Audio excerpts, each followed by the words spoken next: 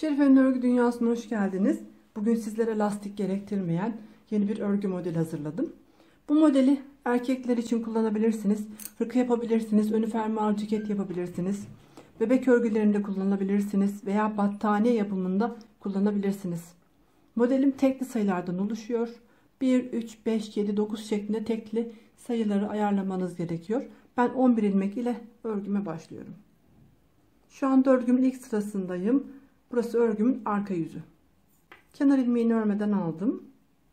Sıra boyunca ilmeklerimin tamamını ters örüyorum.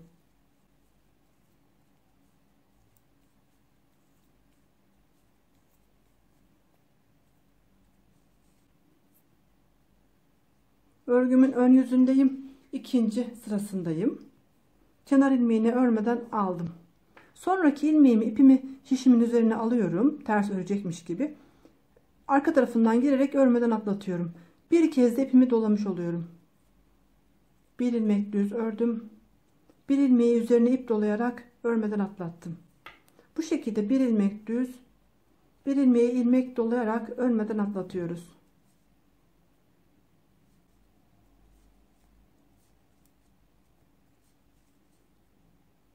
İpimizi ters örecekmiş gibi şişin üzerine alıyoruz.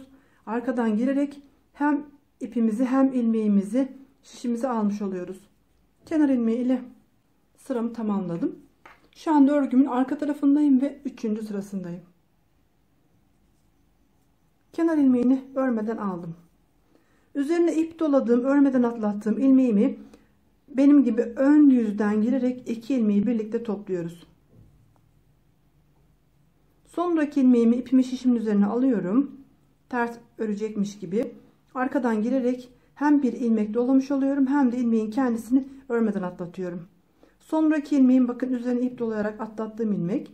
Bu ilmeği arkadan girerek bu şekilde değil, ön yüzden girerek düz örüyoruz.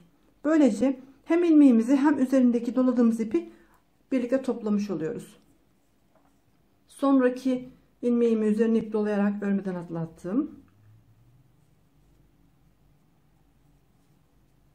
Daha önceki sırada ip doladığım ilmeğimi ise ön yüzden girerek düz ördüm. Böylece hem ilmeği hem doladığım ipimi toplamış oldum. Sonraki ilmeğimi ipimi dolayarak örmeden atlatıyorum.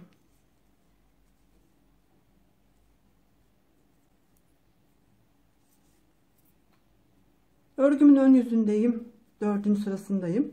Kenar ilmeğini örmeden aldım. Burada ilmeğim tek. İlmeğim tek olunca ipimi üzerine alıyorum ve ilmekle birlikte bir kez doladığım ipimi örmeden atlatıyorum. Sonraki ilmeğimin üzerinde doladığım ipim var. Bu ilmeği gördüğüm zaman ön yüzden girerek düz örmem lazım. Böylece hem ilmeği hem üzerine doladığım ipi bir defada toplamış oluyorum.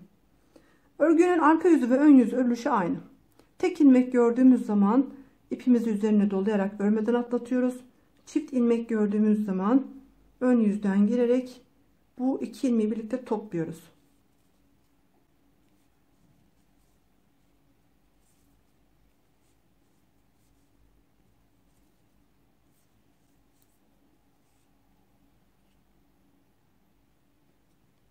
Örgümün arka tarafındayım ve 5. sırasındayım. Kenar ilmeğini örmeden aldım. Bakın üzerine doladığım ipim çift ilmek geldi. Çift ilmek gelince ön taraftan girerek bu iki ilmeği birlikte topluyoruz. Tek ilmek görünce ipimi şişimin üzerine alıyorum. İlmeğim ile doladığım ipimi şişime örmeden aktarıyorum. Sonraki iki ilmeği birlikte düz örerek topladım. Tek gördüğüm ilmeği üzerine ipimi dolayarak örmeden atlatıyorum.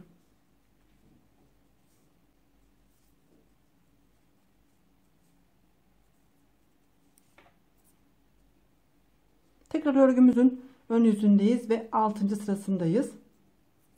Kenar ilmeğini örmeden aldım. İlmeğim tek. O yüzden ipimi hemen üzerine şişimin alıyorum. Hem ipimi hem ilmeğimi örmeden atlatıyorum. Sonraki ilmeğim çift olduğu için bu iki ilmeği birlikte topluyorum. İlmekleri iki ilmeği birlikte toplarken ön yüzden girerek düz örmeniz lazım.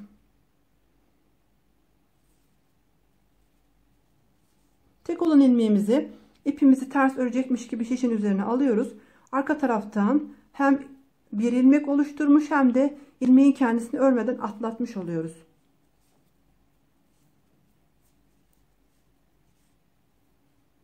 Örgümün tekrar arka tarafındayım. Kenar ilmeğini örmeden aldım. Çift olan ilmeğimi önden girerek birlikte topladım.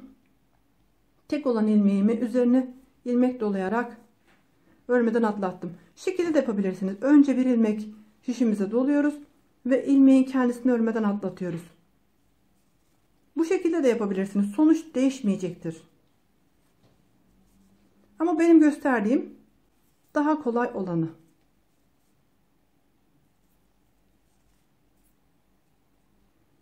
Şimdi örgümün ön yüzündeyim. Tekrar aynı işlemi yapıyorum. Ördüğünüz sıraları karıştırırsanız sizlere şöyle göstermek istiyorum. Ortada bir tane ters görünümlü ilmeğimiz var. Bu ilmeğin iki kenara doğru bakın iplerimiz açılıyor. Bunların 1, 2, 3 sıra olduğu zaman ön yüzden örüyoruz. Modelimizi bitiriyoruz. İsterseniz bu taraftan da gösterebilirim. 1, 2, 3. Düz ilmeklerimizi sayacak olursak 1, 2, 3. Şimdi ön yüzdeyim. Bu sırayı örüyorum. Modelimi bitiriyorum. Kenar ilmeğini örmeden aldım. Tek olan ilmeğimi üzerine ilmek dolayarak örmeden atlattım. Çift olan ilmeğimi birlikte düz örerek topladım.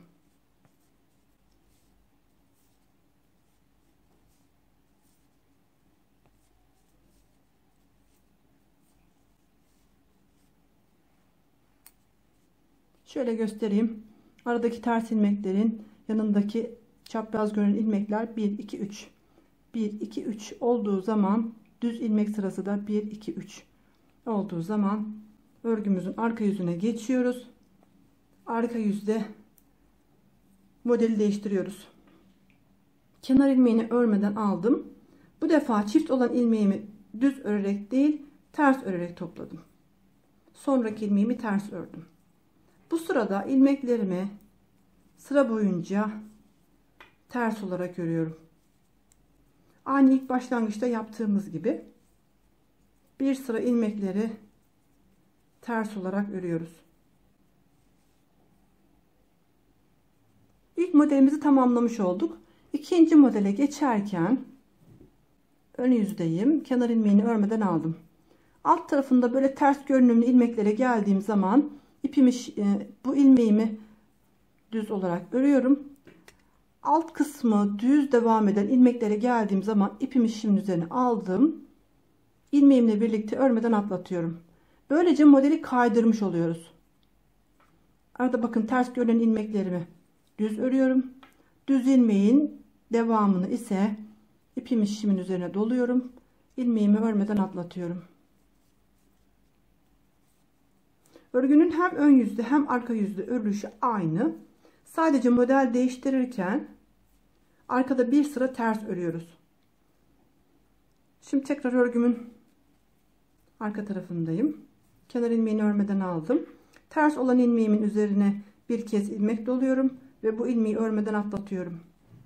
Sonraki ilmeğim çift geliyor. Bunu ön yüzden girerek birlikte düz örüyorum.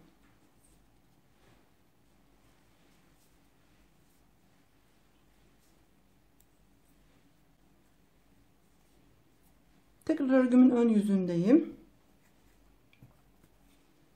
Kenar ilmeğini örmeden aldım. Çift görünen ilmeğimi bakın, çift üzerine ip doladığım ilmeğim ön yüzden girerek düz örüyorum. Tek görünen ilmeğimi ipimi bir kez şişime doluyorum ve bu ilmeği örmeden atlatıyorum.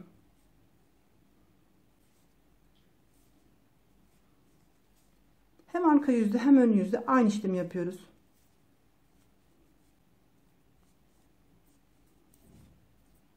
Tekrar örgümün arka tarafındayım. Kenar ilmeğini örmeden aldım. Tek olan ilmeğimi üzerine ip dolayarak örmeden atlatıyorum.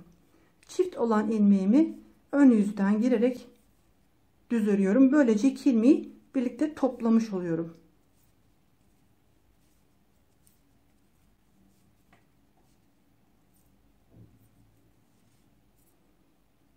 Tekrar örgümün ön yüzündeyim.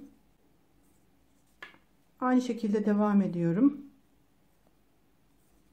Çift olan ilmeğimi önden girerek birlikte topluyorum.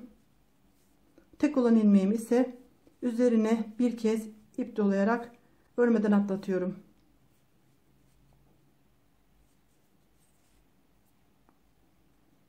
Bakın arada ters dönen ilmeğimizin çapraz giden ilmek sayısı 2 tane oldu. Bunu 3 taneye tamamlamamız lazım.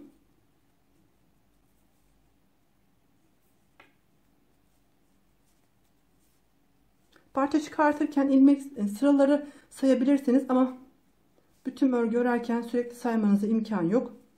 O yüzden karıştırmamanız için püf noktalarını veriyorum. Şöyle gösterelim. Hala burası bakın 2 ilmek. Burayı tamamlıyorum. Kenar ilmeğini örmeden aldım. Çift olan ilmeğimi birlikte topladım. Tek olan ilmeğimi üzerine ilmek dolayarak atlattım. Bu sırayı ördüğümüz zaman arada ters dönen ilmeklerimizin yanındaki çapraz giden ilmek sayısı 1, 2, 3 taneye tamamlandı. Düz ilmeklerin ise burası bir sıra arada ters ördüğümüz bölüm 1, 2, 3 sıraya tamamlandı. Burası bizim son sıramız oluyor.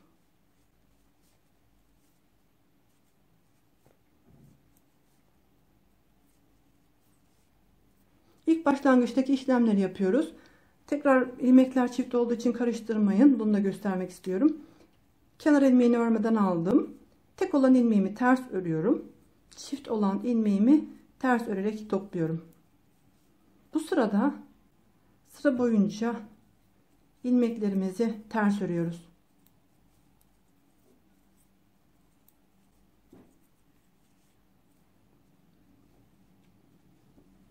Tekrar örgünün ön yüzüne geçtiğimiz zaman düz olan ilmeklere gelince burayı ilmek doluyoruz. Örmeden atlatıyoruz. Aradaki ters olan ilmekleri ise düz örüyoruz. Yani ilk başlangıçtaki işlemleri tekrarlamış oluyoruz.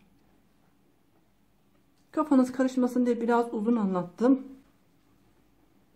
Umarım aklınızı karıştırmamışımdır.